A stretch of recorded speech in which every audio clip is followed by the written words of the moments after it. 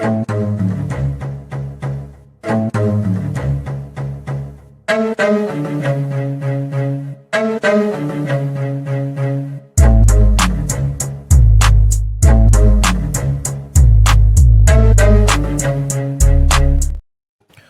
up, everybody? Welcome back to a brand spanking new episode of the Hoops All In podcast. If you're new, don't forget to follow us on our social media at Hoops All In on Instagram, TikTok, and X.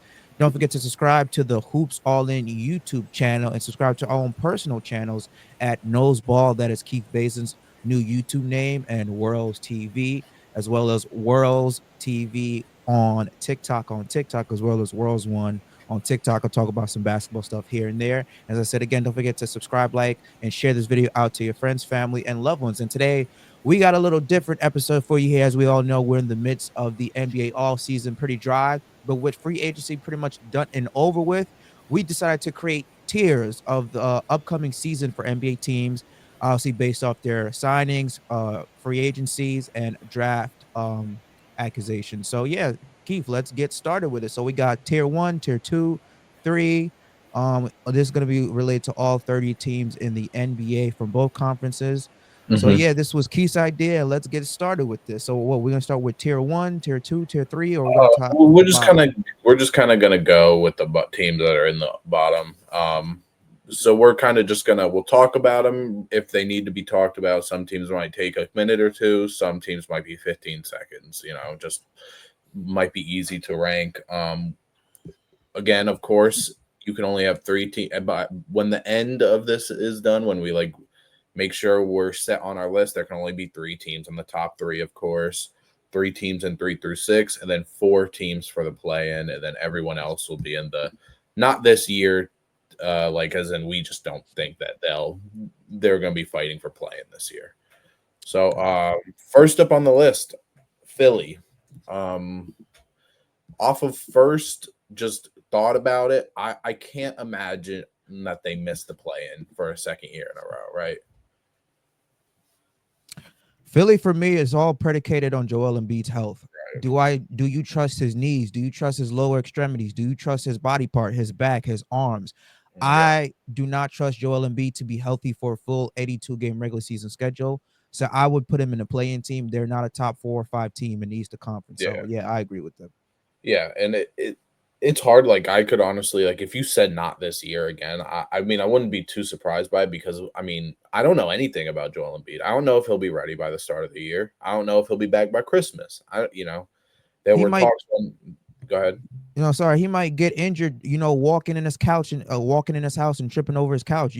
This guy is like injury prone. You can't trust him. You just can't. Yeah, Sorry, well, that's all I Paul had to say. George just had a thing where he got injured in a practice a week or two ago, and he had some little surgery too. So, I would hope that they're at least a top 10 seed, but I wouldn't be too surprised. But I think we're good with leaving them in play-in for now.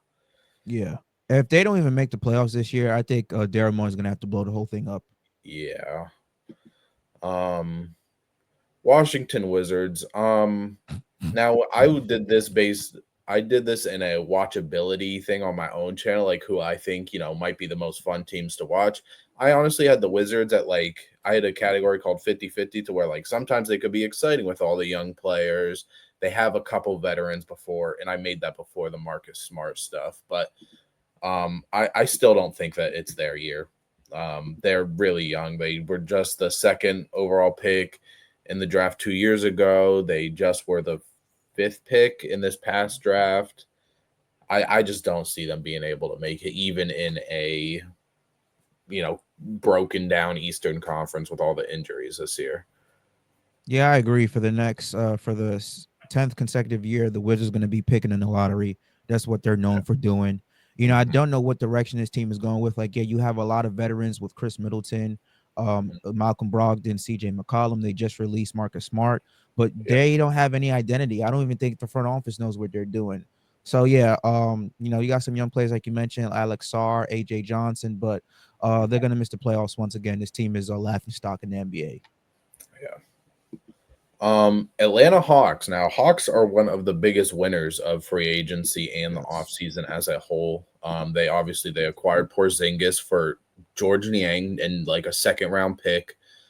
They got Nikhil Alexander Walker, Luke Kennard.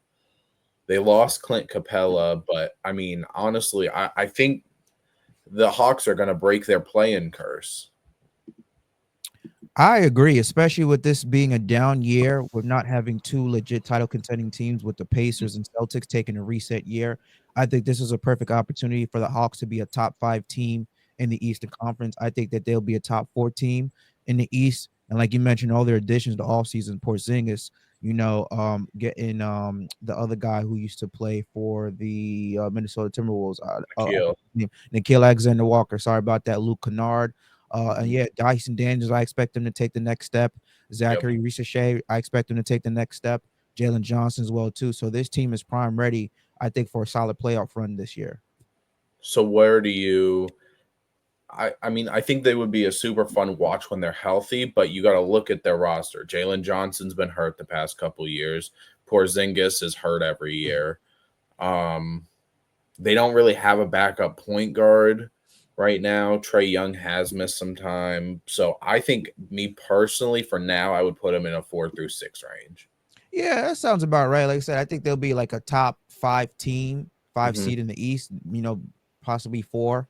But Yeah, yeah, like because again, if the Pacers and Celtics were healthy, they'd probably be like a 6, 7 team, probably be yeah, playing team. But yeah, without having those two guys, those yeah. two teams available, yeah, that I agree with that between 4 and 6. All right. Cleveland. I mean, they were the one seed in the East last year. They don't have any major injuries. They acquired Lonzo. They lost Ty Jerome. I mean, I think there's no doubt that they will be a top 3 seed again. Yeah, I agree. Top three seed. My only thing is try to keep an eye out on the whole Donovan Mitchell situation because there's been some rumors out there that he may be starting to be a little bit unhappy with the cast, especially since them not reaching the conference finals back to back years, getting eliminated the way that they did, playing down to lesser competition. So keep an eye out on that. I believe he signed an extension not too long ago, but if Donovan Mitchell within the next 2 years decides to dip out of Cleveland, it might be another reset year for the Cavs. But again, top three seed, like Lonzo Ball. They got Sam Merrill. We gotta see what they're gonna do with Amani Bates. But Hunter was a big addition, excuse Hmm. me. And yeah, they're gonna continue to go with that twin tower lineup of Mobley and Allen. Yeah. Um, Donovan Mitchell is signed, so he's making 46 million this coming season, 50 million the year after. Then he has a player option for 53. So he's on the 2+1 right now. Yep, that's exactly why I said that. Keep an eye on the next 2 years. If they continue to get bounced in the second round, that player option, he's gonna take it and bounce. Maybe go to the Knicks or another contending team in the East. We'll see. Do you think there's a world where, like, say this year they get eliminated in the first or second round? You think they move on from Jared Allen and have Mobley transition to the 5, see what they can get? Because I think Jared Allen would be a very sought after player. I believe so, especially since Jared Allen is like a little bit younger than Mobley, and obviously Mobley right now is a better all around player. Obviously, not so on the defensive end, more offensively. I think that's something they should explore because again, you're gonna have to make moves if your ceiling is a second round team, especially you invested, max money into Mitchell, max money into Garland, max Yeah, money yeah. into Mobley. You're paying Allen a decent amount of money. You just got Alonzo Ball, who's on a pretty good contract as well too. So I think that they're gonna have to explore trading one of their core four. And I think Allen would, gonna have to be a sacrificial lamb. But yeah, well, the thing is, what do you get back from? Because if you're gonna have Allen play the five, do you get back, a backup point guard? Do you get back another four to coming off the bench? What do you get back if they decide to trade Allen? I think you look for another wing because, like, right, Mobley and Allen, they've kind of, I would say, started something newer again, where like the double big lineups are like really coming back. OKC does it. There's other teams that do it for sure, but the Mavericks, everything like that. I think you would look for another like big wing forward, so you can fully transition. And Mobley is guaranteed the center, but I mean, there's a ton of teams Jared Allen would work for. I mean, Jared Allen is a traditional center, but he's probably the best traditional center that's in the league, I'd say. So then who would you so you get like a four? So maybe somebody like a Hunter type player, like Yeah, a Jalen another Brown, like like another wing defender. yeah, I would. I mean, I would say so. Someone that probably would still defend because pretty much everyone in Cleveland can defend. But I mean, it's hard to do it without really seeing a team to give him to. But like, I mean, yeah, I would think of a forward of some caliber. Again, I don't really know because this isn't really a rumored thing, and we're just kind of talking on the off the top of the brain. But Hmm. yeah, I would think another wing or front court position that's just not a center. Maybe finally a backup center because Cleveland doesn't have that. It's kind of just been Jared Allen and Evan Mobley who kind of split the minutes at the five. They back each other up and everything like that. But I don't know. I think it would be a conversation depending on how this year goes for sure. Okay, I agree. Um, Detroit. So Detroit was the sixth seed last year. They blew everyone's expectations out the water. They got Karis LeVert. They probably. I'm assuming that Malik Beasley is out of there. Like he's not coming back. I don't even know if he's going to get signed with everything that's going on with him. Yeah. Um, I don't know. I think they re-signed Paul Reed. I don't think they did it really too much though. So Yeah. I would Yeah. assume Go they're ahead. back in the 4 through 6 area. Sorry. 4 through 6. I mean, I could see a world where for sure one of those two teams between the Hawks and the Pistons, but off of without looking at where we have the other teams, I think a 4 through 6 category would be still good for them. Yeah, I agree because they I was just gonna say what you mentioned. They did have like a pretty quiet free agency. I didn't like the fact that they let go of Tim Hardaway, who was one of their Yeah, best that's right. perimeter shooters and sometimes best perimeter defender, especially coming off the bench. And sometimes he started, and they Yep. lost Dennis Schroeder. Obviously, Yep. Jaden That's Ivey, their point guard is coming back. So let's see how healthy he is coming off that injury. And then I right. expect the Sar Thompson to take that next step. It was a year 3 Yep. going in for him. So yeah, 4 through 3 sounds about nice. There's going to be more of a shoulders on Tobias Harris to be that veteran leadership. They brought in another knockdown shooter in Duncan Robinson from the Miami Heat. Oh yeah, that's right. I forgot a lot they did. Wow. Yeah. So yeah, I mean, no, that was a sneaky, excuse me, that was a sneaky signing. Well, I think it was a signing trade because he wasn't getting no big minutes. He wasn't getting practically no minutes off the bench when he was with the Heat. So I think he'll Mhm. probably kind of be revitalized with the space in Detroit. But yeah, 4 to 6, I agree with your sentiment. All right. Indiana. So this is going to be tough because I mean, obviously Halliburton is out for the year. I don't think they made any. I think they brought back Isaiah Jackson or something to play backup center. They obviously lost Miles Turner. Yeah. Um, I mean, I don't think it's even possible for them to be anything above playing. Uh, I would say this is a play-in roster as well because knowing who their coach is, they're coached by Rick Carlisle. We saw that the playoff run that they had this past season, which was incredible, blew everybody's expectation out the water. People expected this to be a first-round exit team, and they made it all Yeah, the way to the NBA Finals, one game away from the NBA Finals. And had Halliburton not gotten hurt and pop his Achilles, they might be standing as the current NBA defending NBA champions.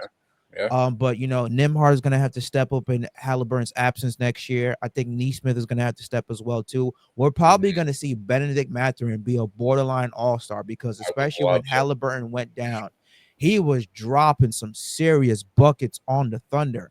I it. Yeah, expect Mathurin to be a 20 plus a night scorer for the yeah, Pacers. I expect him to be number one option. mhm. And yeah, I think like again, playing team this team is very deep, very talented. I believe Wiseman is coming back off that Achilles that he had. I think they had 3 guys on the roster that had torn Achilles, so which was Yeah. very, Well, very because James scary. Wiseman was on the roster at one point too, but they Yeah. released him. But yeah, Oh, James they did. Wiseman, Okay. Isaiah Jackson, and then obviously Halliburton did it. Yeah. But So yeah, they had I yeah. agree with what you said with Matherin. I mean, it's either Matherin or Nemhard. One of them, I think, is really going. At least one of them is really going to need to take off and show that it's not wouldn't just be the Halliburton and Siakam show. Because especially when you lose your third best player in Miles Turner, you got to find that value from somewhere else. And even with Halliburton out, like there's a lot of open minutes, a lot of open shots, and a lot of responsibility, right? Because you talk about the shots, and Halliburton sometimes takes seven, sometimes could take 18, but it's the playmaking, right? That's the biggest hit that you lose from a guy like Halliburton. So there's going to be a lot. I honestly, depending on the teams that we have, I could see a world where they might not even be a play-in team, but we can get there when we get there. Yeah. I'm gonna go out on a limb and I'm gonna say Benedict Mathurin is gonna be an all-star. Okay, yeah, I like him. I'm a big Benedict Mathurin guy. Looking He had a at really his good rookie stats, season. yeah, yeah, looking at his like looking at the final game, game 7, he had 24 points, Okay. 13 rebounds, a double-double. And then you're Yep. looking at the games where he shot more. Game 3, 27 points, Yep. and he shot 7 to 8. He's definitely going to be a 20 per night scorer. So watch out for Mathurin. He's going to take that ascension. Yeah. Um. Now the Milwaukee Bucks. I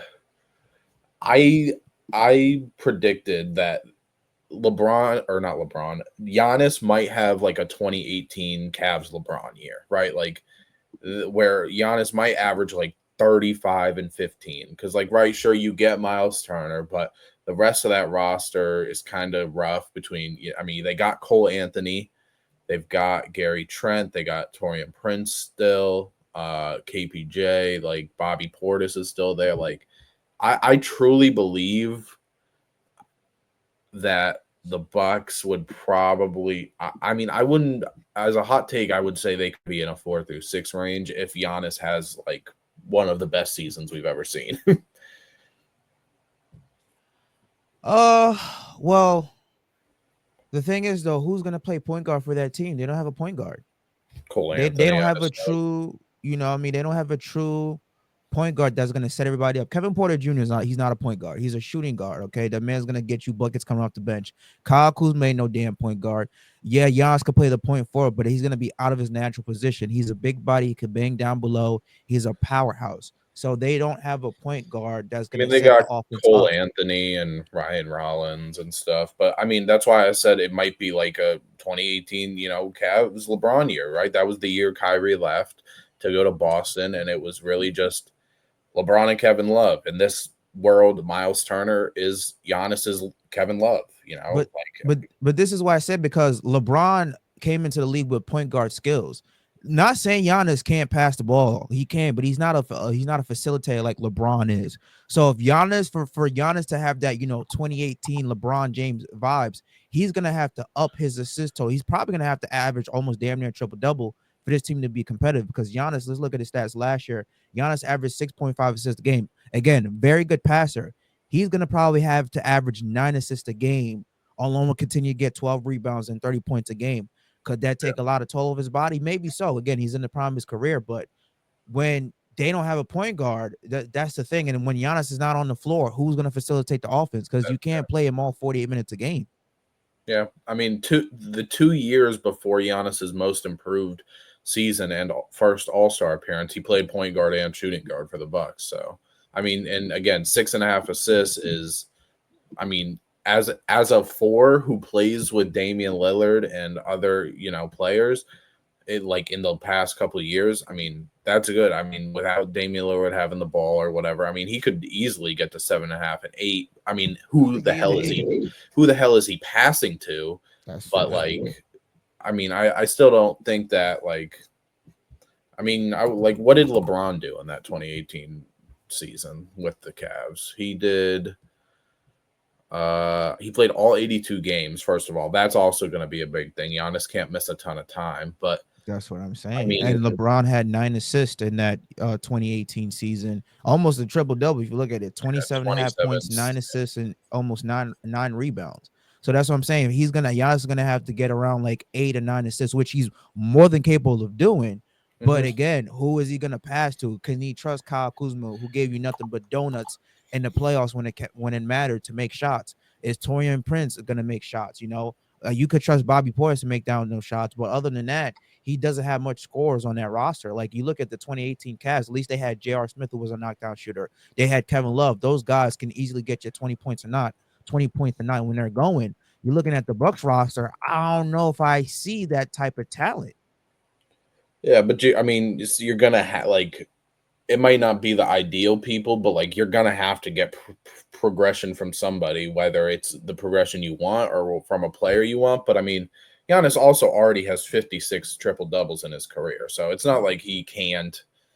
It's not like he can't do it. You know, the triple doubles or the passing and everything. I mean, I also don't think he necessarily needs to have a triple double every night like Jokic does to contribute because I mean the gravity of Giannis alone is going to get people, like Cole Anthony, who is a very streaky guy who I wonder what he didn't play a ton last year for the Orlando Magic because they had Anthony Black, they had Jalen Suggs when he was there, but I mean per 36 for Cole Anthony, he's an 18-point scorer throughout the first 5 years of his career. So, I mean, I have a little Yeah, bit of hope. and that's Are you saying playing then for now? I'll say playing, yeah, for now, playing. All right. Because again, look who their coach is. And you talk about Cole Anthony, that was before Paulo Banchero came in and took the team over, and then they All right. had Jalen Suggs as well too, and the Wagner brothers. So Yeah. I'll say playing. And again, I don't trust their coach, Doc Rivers, who is Wow. incompetent. Yeah. I really don't trust, All right, Toronto. I feel like we have a lot of people that could just be playing Mhm. at this point because like you got to Yeah. think Brandon Ingram never played a minute for them last year. As of right now, they still have Quickly, Grady, RJ, Scotty Barnes, and Pirtle, who they just paid. So at least one or two of those players is coming off the bench or going to be traded before the year starts. I would Yeah. assume it's RJ, and if it's not RJ, then it's Quickly. But they just have a surplus of big wings who can handle the ball. I'm gonna say the team is between 4 and 6. On paper, when you look at the roster, Ingram, Scotty Barnes, Barrett, Grady Dick, Botelli, Emmanuel Quickly, and their drafty as well too, Colin Murray's Boyles. This Yep. team is screams playoff team, but they've been, a train wreck. And said, like, how is Ingram gonna come back? Because he missed like damn near half a year with that He ankle had the injury. longest sprained ankle I've ever seen. Yeah, so he definitely had to tore a couple of ligaments or muscles in that ankle. I just think the Pelicans shut him down because they didn't want him playing for them, and because they had Trey Murphy, they have had Herb Jones. So I think the minute he got some sort of injury, they were like, "Yeah, it's this, whatever." Because I think again, it was like a sprained ankle he'd been listed out with forever, and he only played. How many games did he play? I can't imagine he played more than 15 games. He played 18 games last year. Yeah, so So I mean, but they've got a surplus. I mean, yeah, on paper, it's like the surplus of talent could be nice, but how's it going to work together? They're all like they've got like five guys who could be 20-point per game scores. Like if they were, not on a team with five guys like that. Like Quickly has always been a bench guy, but I really think if he was, by himself, like all these guys, Quickly, RJ, Scotty, and Ingram all could score 20 points per game. They're not all going to, but they could. and also too, you're gonna have to get their lottery pick, Colin Murray Boyles, to get some Mhm. minutes off the bench too. So like you said, like they're 2030 cap space. They're minus 66 million, especially when the second apron teams are just gonna have to just trade away players that they don't want to because the tax penalty is so hefty. So you got Scotty Barnes who's gonna be making 38 million, Ingram making 38 million, Quickly 32 million, Barrett 27 million, Patelli 19.5 million. So like you mentioned, one of those guys is gonna have to go to clear up space. Now, Mhm. maybe Quickly or Barrett might be one of those casualty. I might get rid of Quickly because he's making a little bit more than Yeah, that's a bad contract and it's long. that Quickly is going to be leaving. But yeah, I think again with this team, yeah, it's a bad call, but they gave it to him. So I think I would put this team again 4-6 because again it's all dependent on Ingram. How is he going to adjust being a second fiddle? Because that's Scotty Barnes' team. How is Ingram going to adjust coming off that long layoff of the ankle injury? 28 Yeah. years old, he's a veteran now. See how he's going to adjust, and if he's coming off giving you a solid 15, 18 points a game, which again he's more than capable of doing, Right. no reason for this team not to make the playoffs. They're talented, young. They got, I think the oldest player right now, if I'm looking at, is Ingram. No, it's Patelli at 30. So yeah, well, Garrett is 39, but he's not a starter. But yeah, I'm talking about the Yeah. starter guys who's a rotation player. Yeah, I think that this team is a playoff team. All right. Um, Dallas. Obviously, I don't think Kyrie will be back until at least like Christmas or All Star break with his torn ACL. They've got a bunch of bigs, obviously Cooper Flag, but I think once this team gets going, again, they brought in D'Angelo Russell. They still have like Max Christie, Najee Marshall. They didn't really lose a lot of people except for Spencer Dinwiddie, really, and I guess Kyrie to the ACL. I would say they could be back in a 4 through 6 spot. Oh, okay. We're doing the. I thought we were doing all East teams here. I was But just yeah, going in order. yeah. All right, no problem. Dallas Mavericks. Yeah, I think this will be a top. I want to say top three, but again, with Kyrie not coming back until most likely the new year, I'll say top four.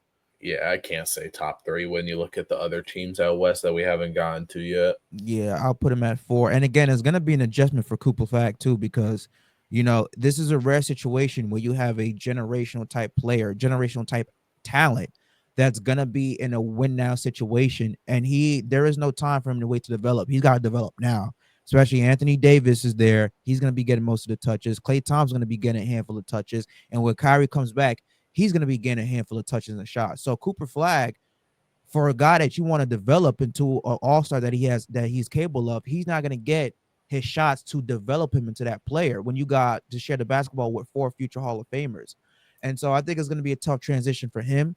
But yeah, I think overall with the team wanting championship aspirations, I would say 46, but it's going to be contingent on how fast Flag is going to be able to adjust with Mhm. his timeline being sped up. He's not gonna have, okay, 3 years, you blossom into superstars. Like, no, like we need you to get going now. And that's so unfair to him. But I think top four for that team.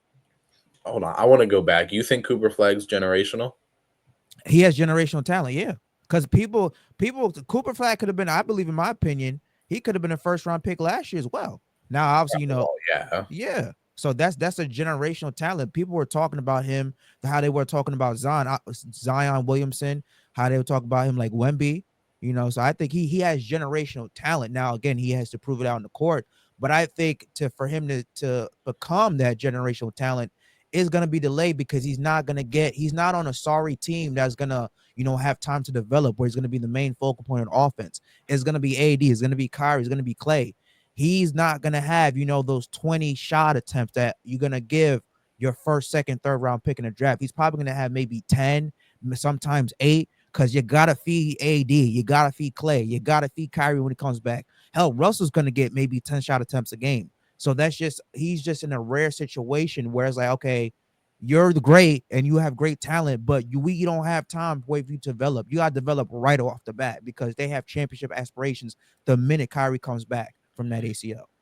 Yeah, I don't know. I mean, I think Cooper Flag will, I'm sure, be All Star, All NBA. Who knows how the rest of his career goes? He maybe could win an MVP or something, but I don't know if I'd label him as a generational type guy. But I think the plus of it being Cooper Flag in that role is that Cooper Flag's not just the all offense guy, right? Like he was one of the best defenders in college. I mean, he's very versatile too, like to where steals, blocks, perimeter, anything like that.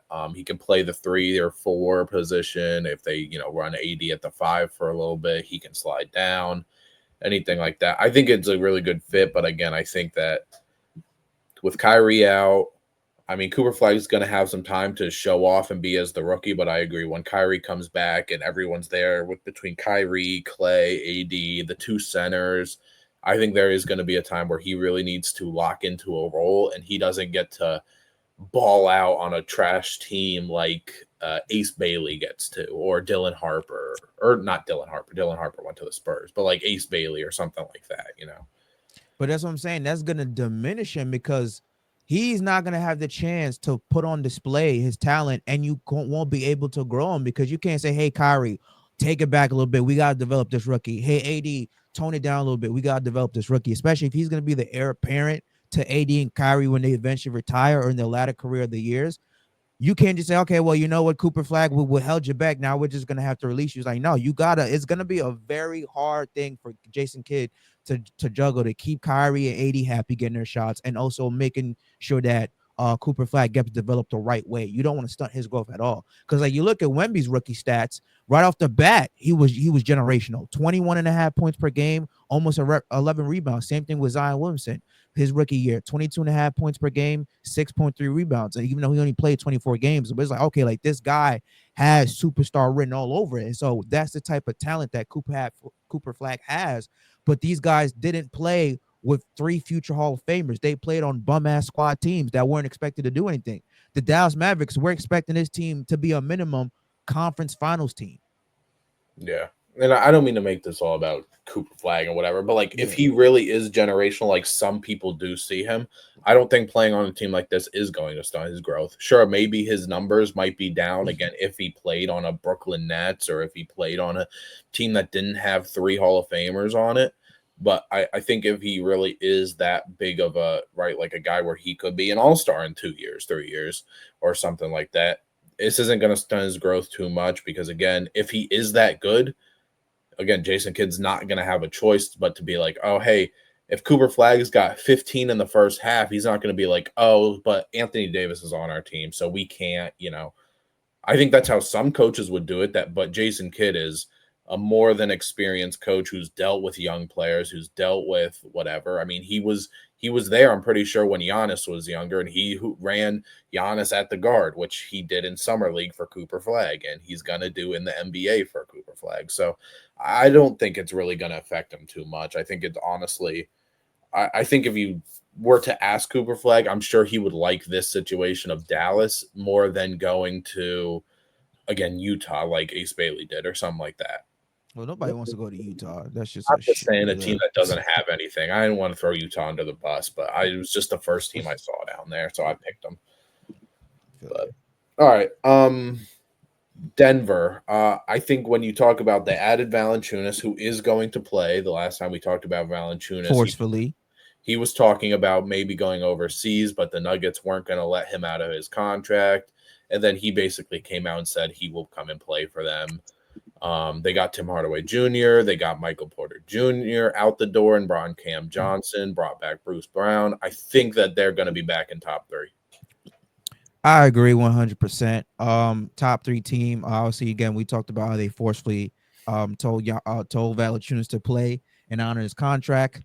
But it's gonna be interesting. I mean, how happy he's gonna be, that's a side question. I think Jokic is very happy with the additions the Nuggets made. I think then bringing back Bruce Brown was a big addition because I was Yeah. not a fan of them letting him go in 2023 after they won a championship because he was a big reason. If he didn't get that big rebound, that key rebound, late moments, the Miami Heat might be, NBA champions. But then bringing back Bruce Brown, I think was a big addition. Cam Johnson, you get him cheaper. You pretty much can do everything that MPJ can. You get him for about $10 million cheaper. Mm-hmm. I think that I agree. Top three team. Now again, it's gonna be interesting. Like, what's their backup point guard situation? Because obviously Russell Westbrook is not on that team anymore. They did bring in Tim Hardaway Jr., which is another knockdown shooter. But I want to know what their backup point guard situation is, especially when Jamal Murray goes to the bench. That's the only thing I would like them to address. But I think overall, this team has had a fantastic offseason. They made Jokic, their franchise player, very, very happy. And I think they will finish a top three seed in the West next season. Yeah. I think I think when we get there, we're going to have four teams that we're going to really have to talk about. And one team's not going to be in this top three when we get down to some of these other West teams. But Memphis, I can't see them being a definite playoff team. They lost Desmond Bain. They brought in KCP. They let Cole Anthony walk. I think they re-signed Brandon Clark, maybe, or they re-signed Santi Aldama. Hopefully, John Jaren can have kind of step-up years from last year. I mean, Jaren had a good year, but mainly talking about Ja. I want to put them in West play in, but there might be a world where they have to go down to not this year. But I'm gonna put them in West for now. Do you agree? I would be playing. I mean, they didn't have like an explosive, off season. Mm-hmm. Like, granted, their main objective was to re-sign Jaren Jackson at like a 5-year ridiculous amount of money. But now you Mm-hmm. got two max guys. You depend. Maybe Edie can take that step forward in his sophomore year. But yeah, I'm looking at this roster like, okay, yeah, you got KCP. You pretty much traded away, Desmond Bain for KCP because they let Right. go of Cole Anthony, and I'm Right. like Ty Jerome, okay, solid, but I Oh, yeah. don't That's right. I don't know. This team is just it doesn't speak to me. Like again, I Yeah. 6, 7 seed. They'll be a playing team. Yeah. Minnesota. They re-signed Nas Reed. They re-signed Julius Randle. They lost Nikhil Alexander Walker, of course. But I think when you talk about the players on the bench who are ready to take a spot in, like, Rob Dillingham's going to have to play some minutes. Terrence Shannon Jr. was one of the best summer league players with that in the summer league this year. Um, I think they are going to be top three for the third or fourth year in a row again. I think they'll be a fourth seed this year. Obviously, last year they finished Really? as a sixth seed, but they played better than their seeding. Again, I don't like them losing to Nikhil Alexander Walker. I think that was a big loss. He was one of their better Hmm. on ball defenders, but obviously again that's just gonna lead to more responsibility on Jaden McDaniels. Yeah, you talked about again, Conley's getting older, so you're gonna have to see a lot more minutes from Rob Dillingham. I think later on this season, I think you'll see Rob Dillingham starting Yeah. at the point guard position. Hmm. And then you get Nas Reed, you been contract extension that they got him. They extended Julius Randle, which again another key priority for them. Dante DiVincenzo had an up and down year, so Yeah. maybe he could get his footing back underneath because he's a knockdown shooter, but he's very very streaky last year. So I Hmm. think that this will be a 4 seed. Again, they got some question marks to handle. Rudy Gobert is the big question mark. Again, Hmm. 4-time defensive player of the year, but when it comes down to the playoffs, he's always a weak link defensively. Now again, he improved that this past playoffs. He had Hmm. a big improvement defensively. Can he continue that? Because again, he's only getting old. I think he's like going to be 32, if not already 32 years old. He Oh, he's is 33. 33. Yeah, and so again, he's a double double guy, but defensively, can he have another good defensive postseason run? That's the biggest question mark. Top 14. I think that this team, don't be surprised when they make the conference finals again, because when you got Ant-Man on your roster and Julius Randle, Ant-Man, they click like that and they was getting their stride together. I Hmm. want to be surprised if this team goes to the conference finals. So yeah, I think I always say, you have him top three. I'll put him top four for sure. All right. I know you say top four as of right now, but I'm going to leave them in top three and we'll come back to it because there All are right. other teams that I think we need to talk about. But going back to Rudy Gobert, I mean, Rudy Gobert, I think there's a real world where, like, last year he played 33 minutes a game, obviously was a starting center. I think there's a world where we see Rudy Gobert doesn't play 30 plus minutes a night because they have Nas Reed. Like, I think with them paying Nas Reed that much money to where I think it was hundred something $1 million, Mm-hmm. and then basically being okay because letting Nikhil walk because you signed Julius Randle and Nas Reed to that. They knew that Nikhil was gonna leave. I think there's a world where you see Nas Reed really try and maybe not take over starting center full time, but like where you see Nas Reed maybe playing more minutes than Rudy Gobert in a lot of games. Yeah, well, Nas Reed's deal was I think 5 years, 125. And if Hmm. he's gonna be playing more minutes, especially at that center position, he's got to up his rebounds. You Yeah. can't be a power forward slash center getting 6 rebounds a game. You got to be at least in the 8, 9. So he's gonna have to up his rebounds, and then he's gonna be playing more minutes down below. That's the only thing I have a knock against him. But he's a very good shooter. 46% from the field last year. He's a very decent 3-point shooter as well too. He can space the floor. He's a big body, strong. So that's my only thing. He's gonna have to up his rebounds from 6 to at least 8, 8, 8.5 next season if he's gonna be playing more minutes. Yeah, but I mean, I understand the rebounding thing, but I think when you look at it and you see that Rudy Gobert's been a double-digit rebounder, Julius Randle's been a double-digit rebounder before. I mean, Jane McDaniels and Anthony Edwards are both big and athletic enough to get at least 5, 6 a game. I don't think the rebounding is the thing that they're most worried about. I think it's a plus because you talk about the versatility where like Naz Reid is basically like a shooting guard stuck in a center's body, if we're being honest. Like, right, he can handle the ball. He's super versatile offensively. I think that they're not gonna I don't think there's too much to worry about rebounding wise. And again, I think it also depends on the matchup they're playing. Like if Rudy Gobert is probably when they play the Dallas Mavericks, I'm sure Rudy Gobert will probably be closing the game if they have like Derek Lively closing the game. I think it matters based on who they're playing, but if they're playing a team that's going small, like what's a team that would go small? Like if they're Golden State. Golden State often runs really small to where Rudy Gobert wouldn't be much of a factor. I think that's where you see a Naz Reid plays maybe 35 minutes and Rudy Gobert is at maybe 20 for that game. So I think it matters based off matchups for sure.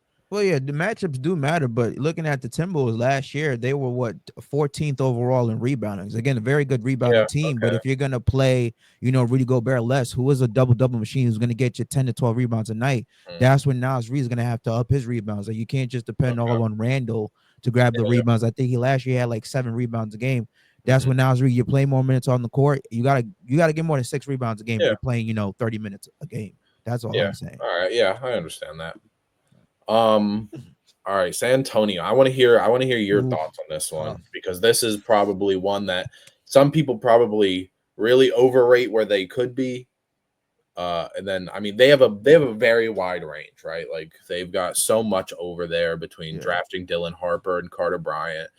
This is gonna be the first full season with De'Aaron and Wemby both healthy, hopefully. Still got Castle, still got Sohan, still got Harrison Barnes. They obviously Chris Paul left, but Mhm. I want to hear what you have to say.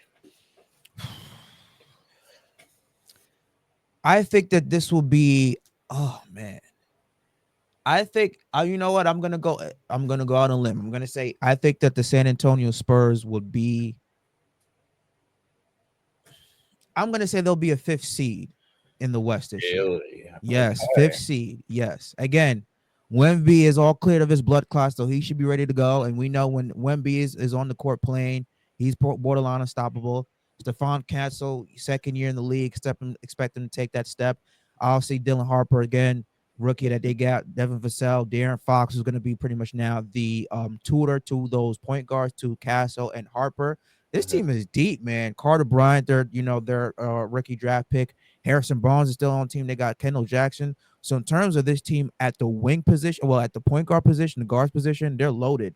And it's mentioned too, Joe Champagne and Kelly Olynyk. So I think with them, with Fox and Wemby having a full training camp together, Fox going to be pretty much being the vet for this team, being in the league for what 7-8 years now. I think that I'm going to say this team is going to be top 5 seed. I'm gonna say borderline fifth seed. All right. Yeah, I I'll, think that. I'll, Yeah.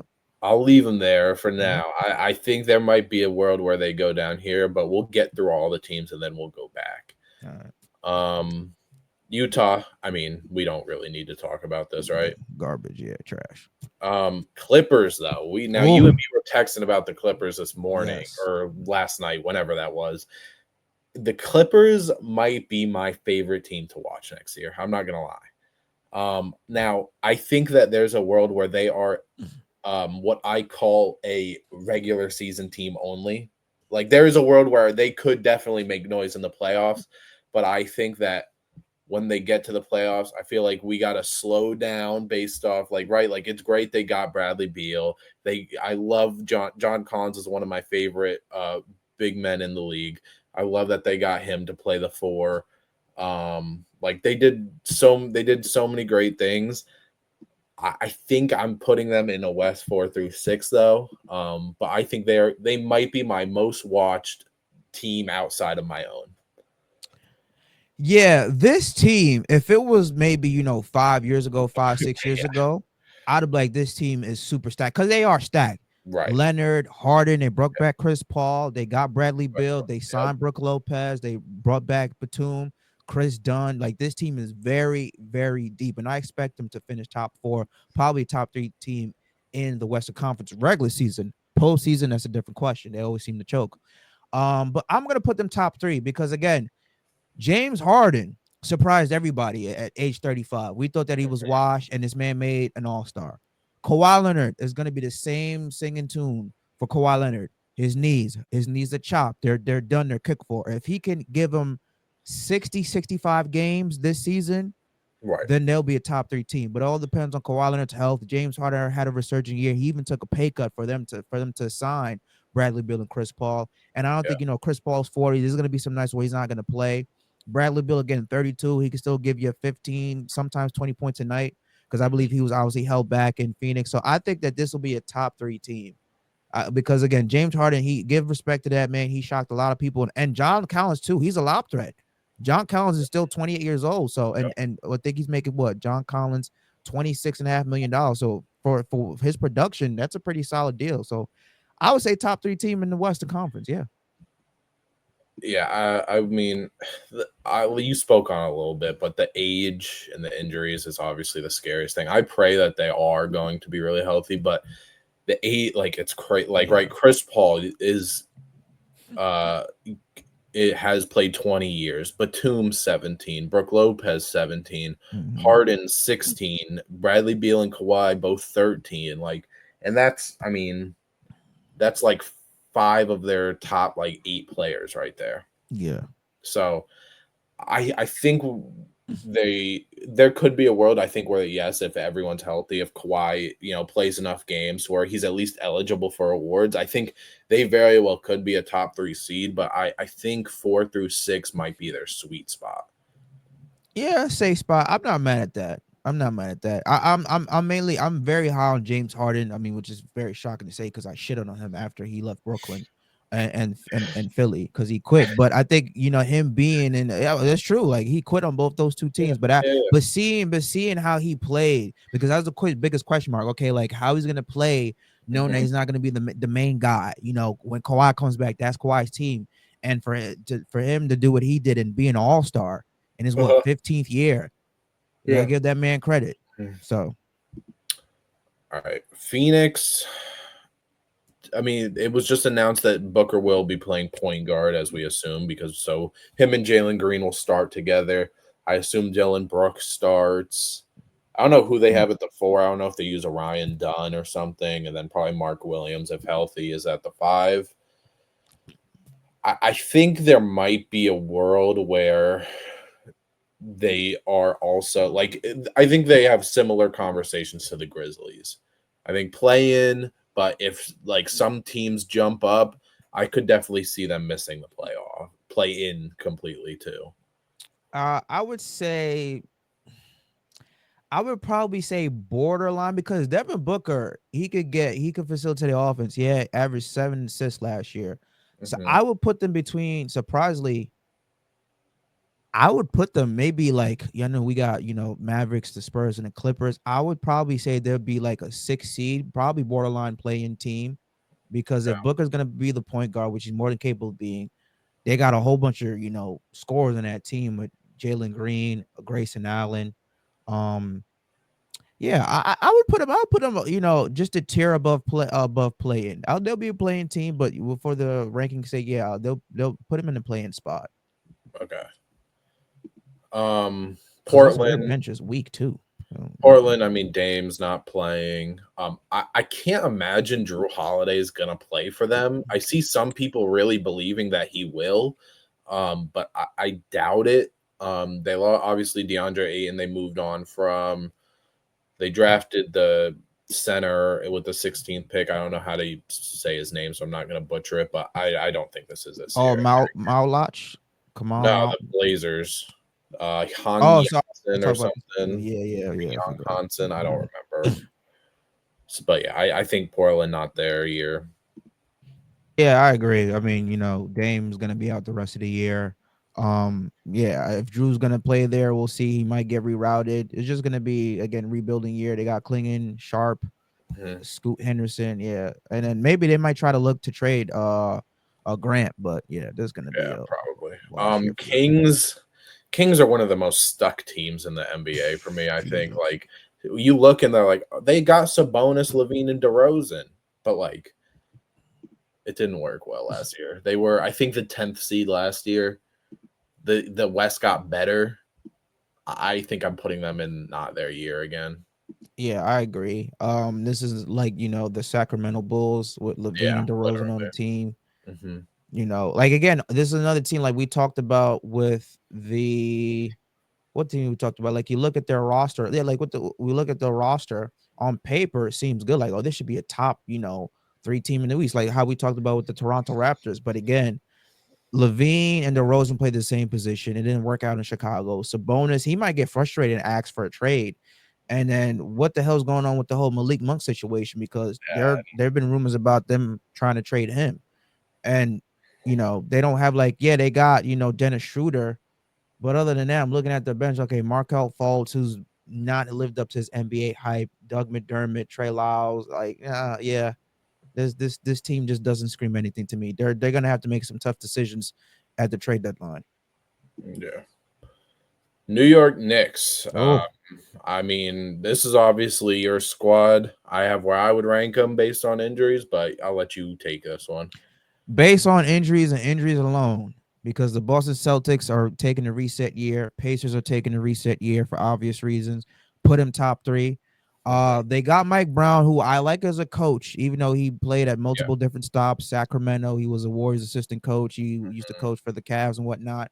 But he has championship rings on his resume, and he was the only, I believe, unanimous coach of the year in NBA history.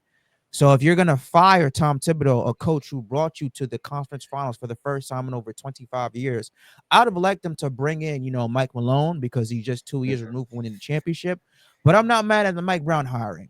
I Yeah. would think I would put him top three. Now again, they're gotta re-sign, Mikal Bridges. There have been rumors about them waiting on the whole Giannis situation because they believe eventually Giannis will demand a trade, and they're trying to keep their assets afloat on that team to make a big package for Giannis if they believe he ultimately do decide to get a trade. But Brunson, Cat, that pick and roll last year was lethal. OG again played well. I think he had like 18 points. Mikal Bridges played well again. 18 points. Josh Hart was a borderline. I believe he had a lot of games where he had a triple double. I Hmm. like the addition of Jordan Clarkson, who's another offensive firepower coming off the bench.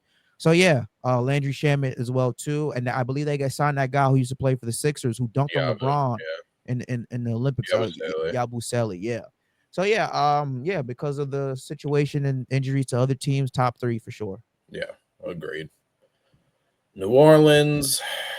I mean, I think they don't want to miss out again. They drafted Jeremiah Fears and Derek Queen, and they traded an unprotected pick from the Milwaukee Bucks to get Derek Queen. And who, based on how the Bucks are going, we put them in playing, but there could be a world where, God forbid, an injury, the Bucks are a really bad team, and that pick's really good. So I think they're hoping for the play-in. I can see them being playing after a horrible year for injuries from Herb Jones, DeJounte Murray, Trey Murphy, Zion, Ingram. I don't think DeJounte Murray will be back to start the year, but they acquired who they acquired Jordan Poole, Kevon Looney. Luke Kevon Looney, yes, who I don't like their big. I don't like their big man rotation alongside Zion. Like Derek Queen and Looney are both not very athletic guys. I mean, Derek Queen can be. Derek Queen can also stretch the floor a little. They obviously still have Eves Missy too, but I mean, I think they would hope to be a play-in team. With this team, it's the same thing how we talked about with the 76ers. Yeah, Again, Zion Williamson's health has always been a question since he's gone to the league. Same thing with Joel Embiid. If you're telling me I have to put my trust in Zion to be healthy for a full 82 game regular season schedule, I'm not putting a penny on that. So no, playing team as well. Again, you mentioned DeJounte Murray. How is he going to look coming off that Achilles? hmm, He still is relatively young. I believe he's what 20 years old. So hmm, and last year he before that Achilles 18 almost 17 and a half points per game, 6.5 rebounds and 7.4 assists. So if he comes back like how Katie come back, I think he'll be a great player. Might be a consideration for All-Star, but that's a yeah, question mark to remain to but be seen. Again, you brought in yeah, Jordan Pools. Jordan Poole, the reason why he got out of Washington because he's still an immature type player, even though he's a very decent basketball player, but immature. Maybe he'll be a 20-point per night scorer for them. Yeah, Kevon Looney as well too. Jose Alvarado. But again, it all depends on Zion, and I'm not buying Zion's health because I've had the past 6 years to show him that this man just can't stay healthy. yeah. So yeah, playing team for the Pelicans. Charlotte Hornets. I think they also not this year. Garbage. Just they. I mean, like they have some promising things, but before you can even look past, you have to look at the top two. LaMelo and Brandon Miller need to be healthy. If they're not, I'm not going to talk about them anymore. Yeah, I agree. I agree. They got to play. They got to be on the court. Yeah. Houston. What do we? I mean, Houston, obviously, they got Kevin Durant. They re signed Steven Adams, brought back Clint Capella, re signed Fred Van Vliet. Obviously, players leaving were Jalen Green, Dylan Brooks. I mean, where are you thinking for Houston? We can only have 3 teams for the top 3, right? Yeah, but we can put more in there and then come back to it after if we want. I'm trying to see. That's say that's mid 3. I would put him at the. I put him between the West 4 to 6. I put him Okay. 4 to 6 in the Western Conference because again, you add a big player at the maximize the screen. That's why you add a big Okay. future Hall of Famer like Kevin Durant. The offense is going to revolve around him, even though again he's 37 or was going to be 30 or something like that. He's 36, going to be 37. He's an Asian superstar, and so the offense is going to have a big adjustment when he's there.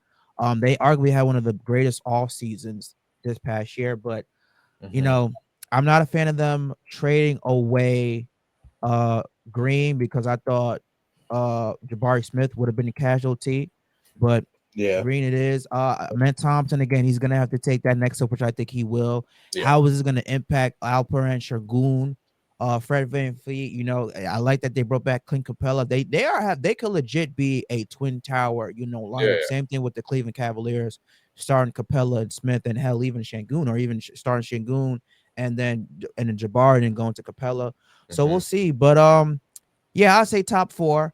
Because Dorian Finney-Smith, Tari Eason, very good solid players off the bench. I'll say top 4. I think it's gonna be a little bit of adjustment period with Katie because he's gonna be the focal point of that offense, and Şengün is gonna have to be, 1B to KD. And I think that's gonna be a little bit of adjustment period for him because Şengün was 1A. So that's the only thing that I'm gonna say. But I think they'll be a very good team next year. Yeah, people were super confused because they signed Clinton Capella after they already re-signed Steven Adams, but people clearly don't remember how Houston loves running Sengun and Steven Adams and Yeah. even Jabari, who would play the small forward sometimes. They would play Yep. these massive lineups because they would get an offensive rebound 1 out of every 2 possessions on average. Mm-hmm. So, I mean, I think that was great. They, yes, had one of the better off seasons for sure.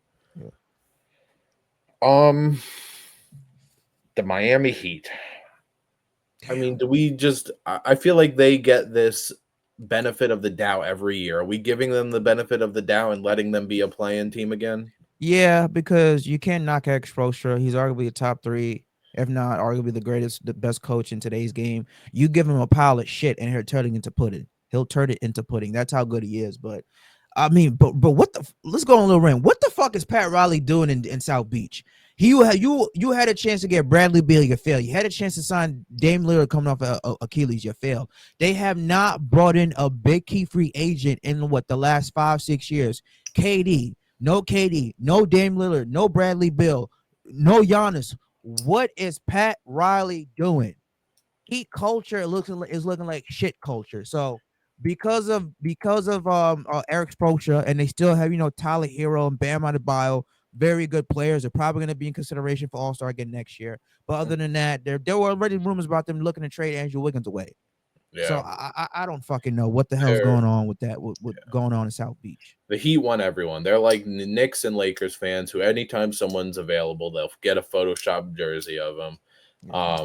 But they also are kind of turning into like once in the 90s, once Michael Jordan and all that team split up from the Bulls haven't really been able to bring anyone to Chicago, even though it's a Yeah. super nice place. It's one of the biggest markets. Mm-hmm. Heat haven't really brought in anybody since LeBron James was Yeah. there. And I mean, it's a little bit similar of a path. Granted, they brought in Jimmy Butler, and whatever. I think that was a trade, but That was a they, sign and trade. Yeah, they in off brought in season. Jimmy Butler, who obviously got them two finals, didn't win either, but so it's a little bit different. But I mean, there are some similarities here. Like Miami, big market, nice place, but not really able to get the people there that they want. So, um, yeah, we'll put them in. We'll keep them in playing for now. Yeah. Bulls, they got some shit to figure out for sure. Yeah. Yeah. Not this year. Yeah. Um, Brooklyn signed 5 rookies. It's Same thing. not their Really. year. Yeah. Thunder, I mean, right? Top No, three. no debate. Yeah. Golden State. Now, if you guys know me, you know I'm not a Golden State guy. I'm not a Steve Kerr believer. They still have Jonathan Kuminga for whatever reason, and I keep seeing things where it's like Jonathan Kuminga might just suck it up until the trade deadline. I pray they get a. I pray he gets out of there because they do him so dirty. But I don't see them being anything above playing with San Antonio coming back, Dallas coming back. I think playing is where I would put them. Yeah, do you know? They're waiting on Al Horford. Like I was Yeah, saying again, right, Jonathan Kamingo, they want to sign him and then trade him. Bro, he doesn't want to be there. You guys are fucking wasting his talents. right. Steve Kerr is a shitty coach when it comes to Yep. developing young players. And there's like, oh, we're waiting on Al Horford, bro. Yeah, I would. It's a waste. We thought the Clippers were old. Let the Warriors get Al Horford, which it probably will happen. Which Yeah, I hate to see, since he was a guy that played for the Celtics for so long. But I mean, Curry, who's like 37, Butler, who's hmm like 36, Draymond, who's like 35, Al Horford, who's about to be 40. yeah. I mean, and the fact that that lineup is probably going to play a lot of minutes together, if I had to assume. They're gonna need a pacemaker before the 40th season, before the 40th game in the season. It's gonna be They're going to fucking need the ridiculous. oxygen. You know how when teams go to Denver, they got the oxygen masks on the side because of the like The high how high up altitude. it Yeah. is. Yeah, they're going to need that for Golden State. But yeah, they're the only team that hasn't signed a single person. The only thing they've done is lost Kevon Looney. Yep. That's They're it. the only team who hasn't at least re-signed somebody. Um, Boston. I would love as a Boston fan if they were in this category. But I think that even though the power forward and center depth is trash, they still have good players. I think there's a world where they might be a play-in team, but maybe I'm just being biased and I don't even realize it. But what do you think about the Celtics? If I was the Boston Celtics, I would do exactly as you said. I would just listen. You don't have fucking Jason Tatum.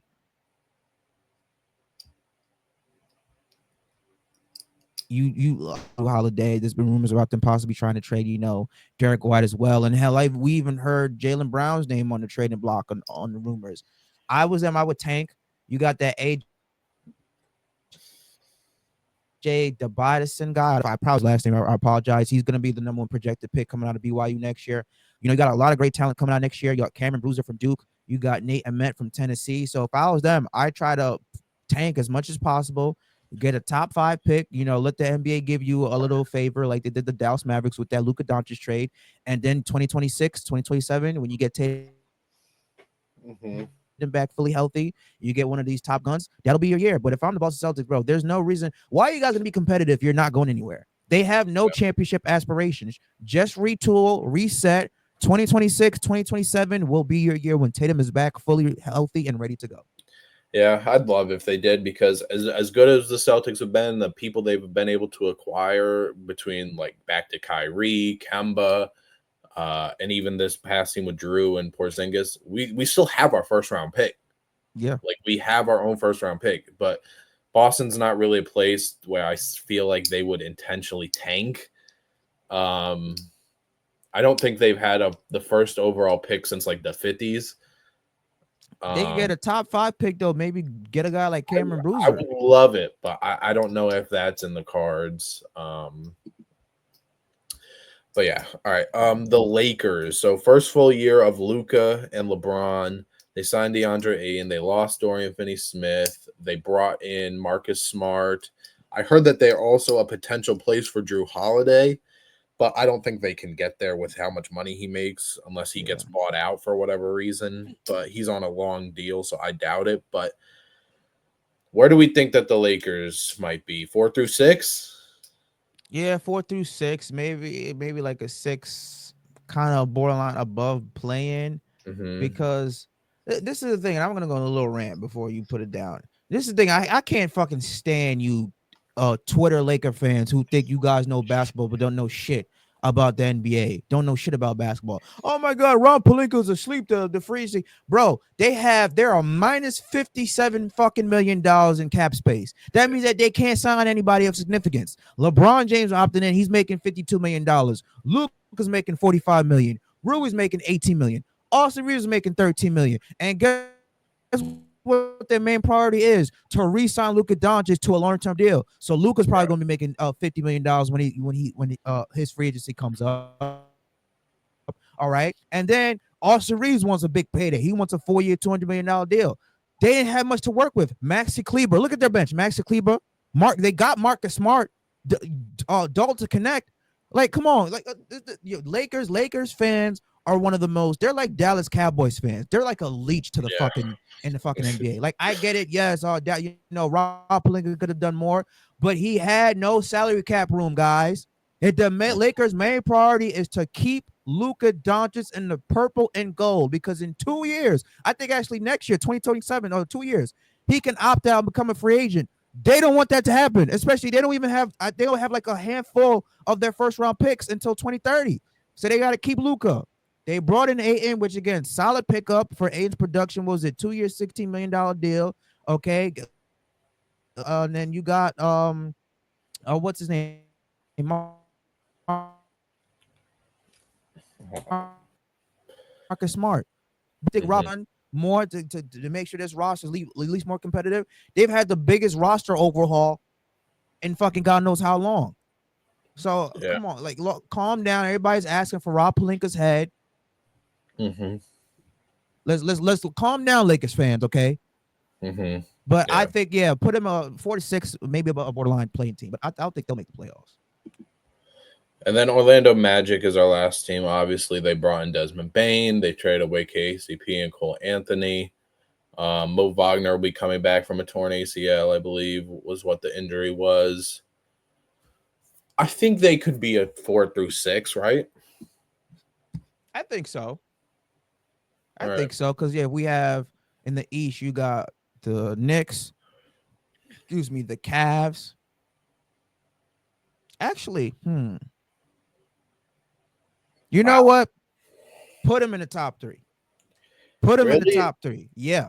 That is like you think that that's the conversation between them, Atlanta, or Put Detroit? him in the put him in the top three, because Palo, I think he's gonna. Well, we already seen what he was cooking before, how he was cooking before he got hurt, and he just got paid. So Palo's gonna be there.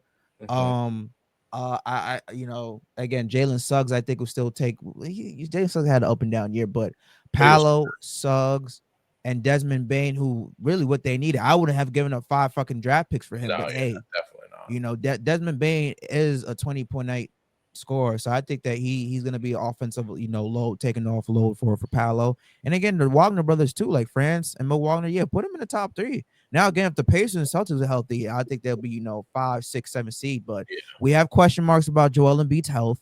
And even Paul George's health with the 76ers. We all know about the Pacers. We all know about the Celtics.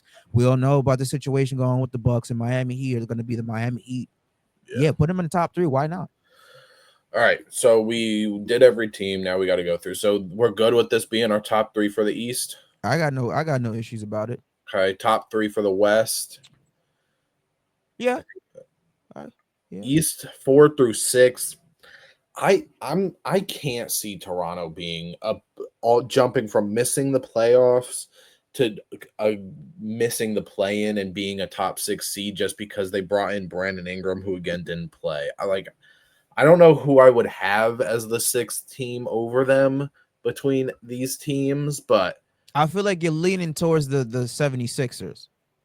I feel like I am too because like again, but it's so hard because Paul George and Embiid, it all relies mainly on Embiid, but it relies on Paul George and Embiid on health things. I don't think the Pacers will be because losing Miles Turner and Halliburton basically. Bucks again, maybe the Bucks. I believe again if Giannis has a stellar season, but But look who their coach is. Do I you trust that guy? Hell no. but Doc Rivers isn't the one playing.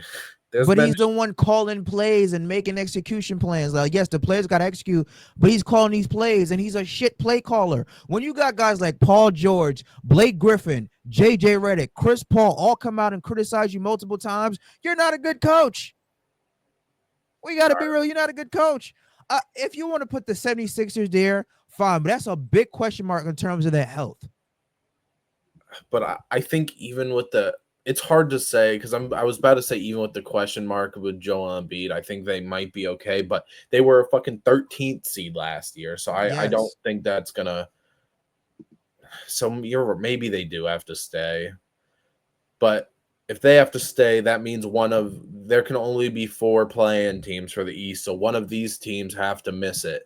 All right, take off the Boston Celtics because you again you know them they got they're too prideful, but this is where business has to usurp pride. You gutted your roster, you ain't doing shit this year. If me or you were in the front office, we have the same mindset. We're like, hey guys, just tank, lose as many games as possible. Let's hopefully we get a top 5 pick, and then the year after next will be our year, right? I would almost say that like I do think there's a world where if they do determine, like if Joe Mazzulla and Brad Stevens determine, okay, this is what we might want to do, um, they might do a similar thing to what the Pelicans did with Brandon Ingram. As soon as Jaylen Brown gets the slightest of like, oh, he sprained his ankle or oh, he sprained his shoulder, they sit him for the last 40 games of the season and Yeah. have him be healthy too when Tatum is back next year. But the only reason I can't as easily just put them down to not this year is because I think that team still might be better than the Pacers between losing Turner and Halliburton. Yeah, Turner was a big loss. So I think that either the Pacers and the Celtics are in the same boat, or if either team drops, it's the Pacers. Unless, again, one of the teams say between the Celtics and the Pacers, we're going to lose on purpose type stuff. Yeah. So, Because like you said, both of them are in the mindset, so they both could just be like, "Yo, let's just lose because we're not going anywhere," and then retool. Maybe but I can't take out the Pacers because, bro, Rick Carlisle coached his ass off, and the guys were ready to play. And anybody who doesn't, even Stevie Wonder, could see going into next year that Nemhard and Mathurin are gonna get more shots, and they're gonna take that next step. Their points per game is gonna go up. Their field goal percentage is gonna go up. Their rebounds are gonna go up. Their assists are gonna go up. Like and especially those. Look, Mathurin, when did Mathurin? How much points did Mathurin average? Mathurin averaged last year. Benedict Mathurin, he averaged about 16 points a game. You can't tell me he's not gonna average 4 more points this year. yeah. You look at Nemhard. The Pacers do have their own first, by the way, too. Yeah. And you look at MG Nemhard, he averaged about 10 points a game. I think that's significantly gonna go up to 15. Okay, so are we Miami? Are we saying Miami then? Because as much as you don't believe in Doc Rivers and whatever, I think I have to keep the Bucks in play in, and I was so close to putting the Sixers in a 4 through 6, so I can't be so close to put the Sixers as 4 through 6 and then be like, all right, yeah, they're missing the all 10 seeds completely. So Maybe Miami, yeah, because again, it's last year they were 13th fucking seed. yeah. You could just say, oh, 13th, and hey, Paul George. And then how many times has Paul George hyperextended his knee last year? He's only getting older. He's going to be 35. Hell no. Yeah. I think I think default is going to be Miami.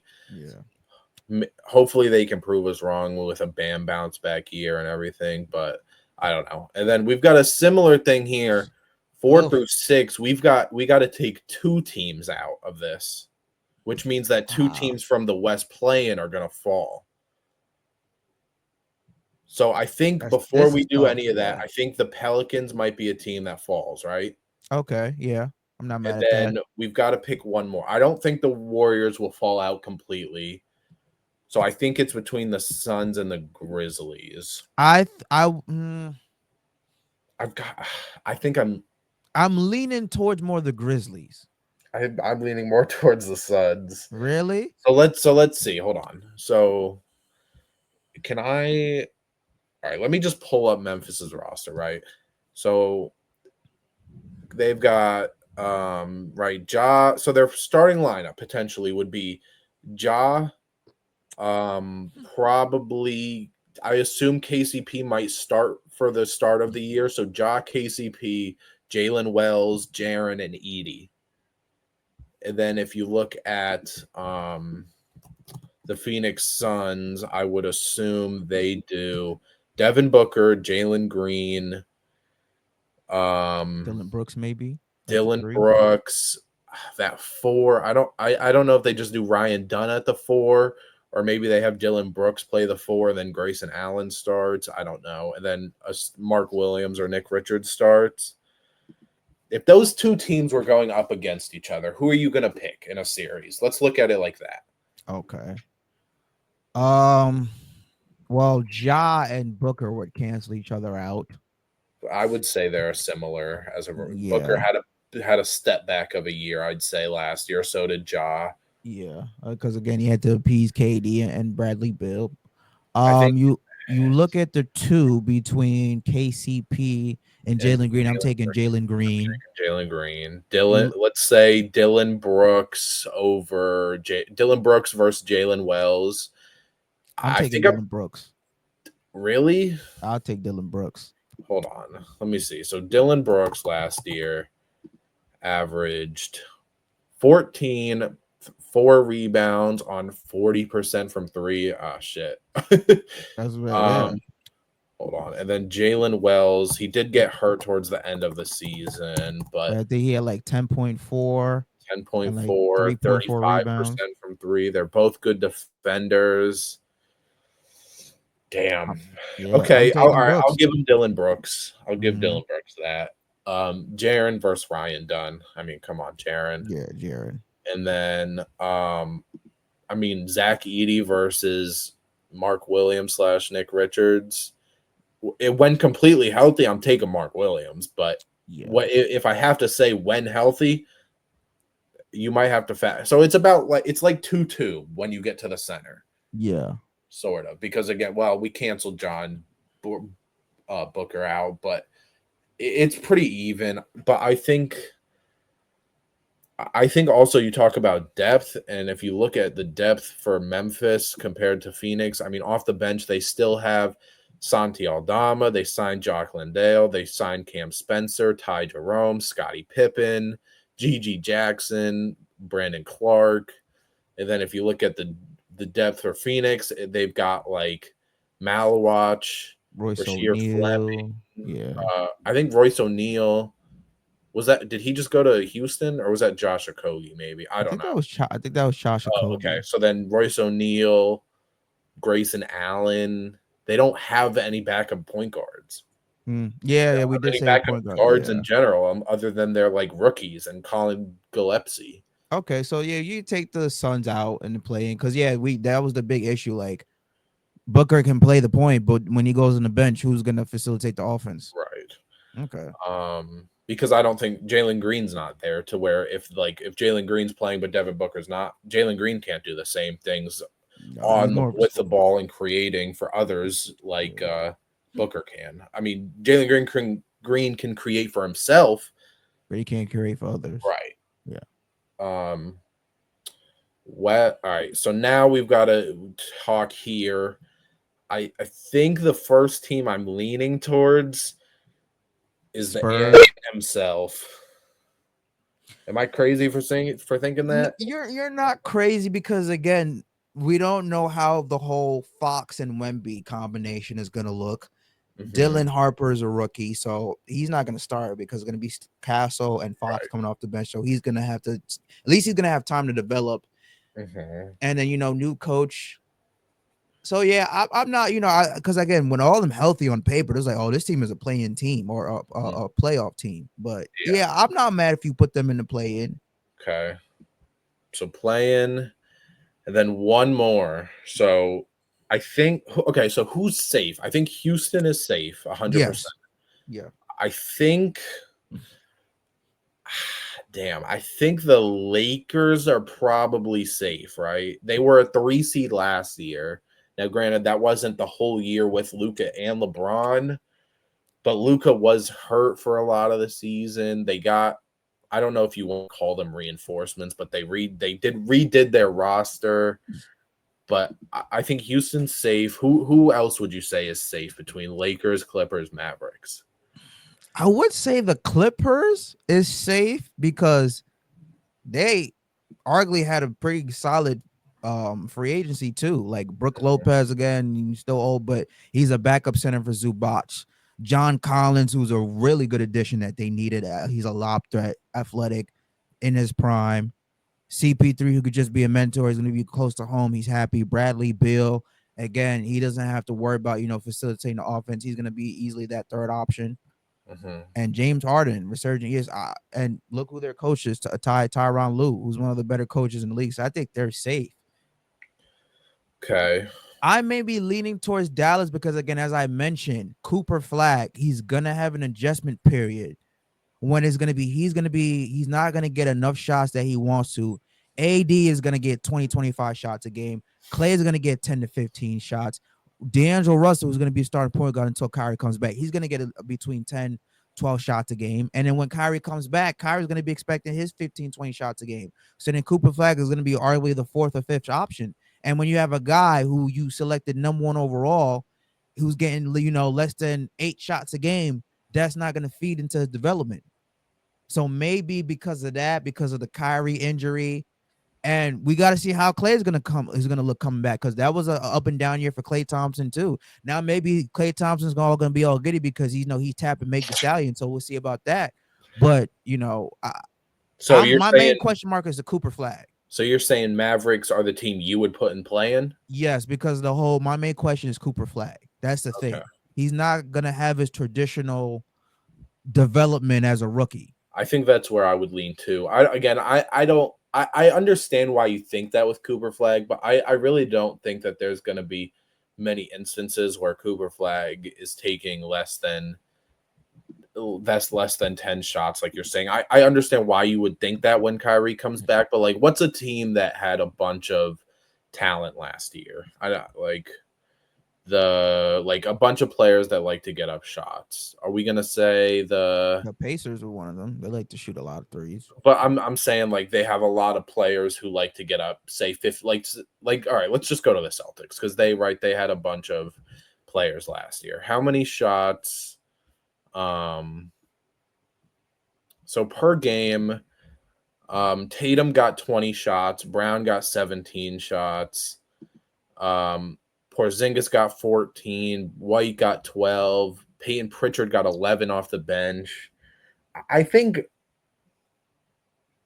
I don't know. I understand why you say that, but I don't think shots are going to be too much of an issue for Cooper Flag. But I think I would put the Mavericks in playing as well. I think so too. Also, not even mentioned, they got PJ Washington, Max Christie.